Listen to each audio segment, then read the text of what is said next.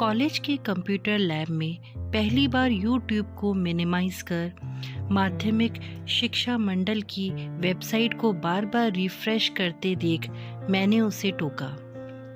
कितनी बार कहा है सर पर मत मारा कर, उसने झुंझलाते हुए कहा। मैं हमेशा उससे इसी तरह से पेश आता था। वो मेरी बेस्ट फ्रेंड थी, लेकिन इस तरह से परेशान पहले मैंने उससे कभी नहीं देखा था। क्या कर रही है? मैंने पूछा। रिजल्ट देख रही हूँ यार, 4 बजे मेरी बहन का 10th का रिजल्ट आने वाला है, उसने कंप्यूटर की तरफ देखते हुए कहा। मैंने घड़ी देखी, 4 बजने में अभी 5 मिनट बाकी थे और कॉलेज बस भी 4 बजे तक ही रुकती थी। मैं बस रुकवा रहा हूँ, जल्दी आ जाना, मैंने कहा। कॉलेज बस 4 बजे ही आती थी, लेकिन इन 4 सालों में इतनी पहचान तो हो गई थी कि थोड़ी देर बस रुकवा सकूं। ठीक 4:10 पर वो बाहर आई। मैंने काका से बस चलाने को कहा। लगभग 15 मिनट के बाद मैं अपने रूम में पहुंचा और हमेशा की तरह ही रूम पर पहुंचकर सो गया। लगभग 2 घंटे बाद मेरे मोबाइल की घंटी बजी। इससे बात कर यार, ये रो रही है, सामने से आवाज आई। कौन रो रही है? मैंने कहा। मेरी बहन। और उसने मोबाइल उसकी बहन को दे दिया। मैं पहली बार किसी ऐसी लड़की से बात कर रहा था जो रो रही थी। मैंने उसे समझाया कि सबका रिजल्ट ऐसा आया है, बहुत सारे स्टूडेंट फेल हो गए हैं, हम रीचेकिंग करवाएंगे, तू बस रो मत। हाँ भैया, उसने रोते हुए कहा। मोबाइल वापस मेरी फ्रेंड ने ले लिया। कितने सब्जेक्ट में फेल हुई है? मैंने पूछा। फेल नहीं हुई यार, परसेंटेज कम बने हैं, इसलिए रो रही है। उसकी आवाज़ में एक अलग ही गहराई थी। क्या रहा रिजल्ट? मैंने पूछा। 65%। फर्स्ट डिवीज़न से पास तो हो गई, पर क्या? पापा को बहुत उम्मीद थी यार, छोटी से। वो तो 85% की बोल रही थी और इसने मेहनत भी इतनी की, पर पता नहीं क्यों रिजल्ट ऐसा आया। अब जब शाम को पापा आएंगे तो पता नहीं क्या होगा।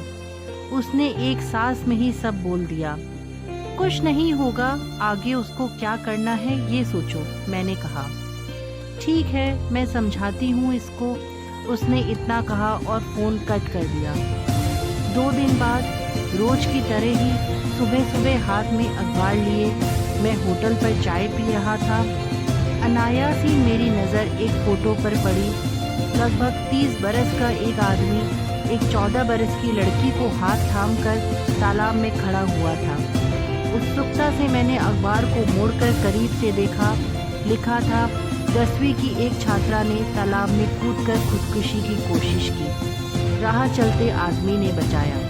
मैंने पूरी खबर पढ़ी। अचानक ही मुझे ख्याल आया, वो भी तो उस दिन बहुत टेंशन में थी। मैंने फ़ोन लगाया। मेरी सांसें तेज़ थी और हाथ काँप रहे थे। छोटी से बात करवा। फ़ोन रिसीव होते ही मैंने कहा, वो तो अपने मामा के यहाँ है, उसने कहा। नंबर सेंड कर मुझे उसके, मैंने कहा। उसने बिना कुछ पूछे मुझे नंबर सेंड कर दिए। शायद यही हमारी दोस्ती का विश्वास था। मैंने कॉल करके बात की। वो बिल्कुल खुश थी, जैसे कुछ हुआ ही ना हो। पापा ने कुछ बोला तो नहीं? मैंने पूछा। मैं घर रुकी ही नहीं भैया, सीधे मामा के यहाँ आ गई, उसने हंसते हुए कहा। उस हंसी में मुझे उसकी समझदारी दिखी और उसके पापा की नादानी।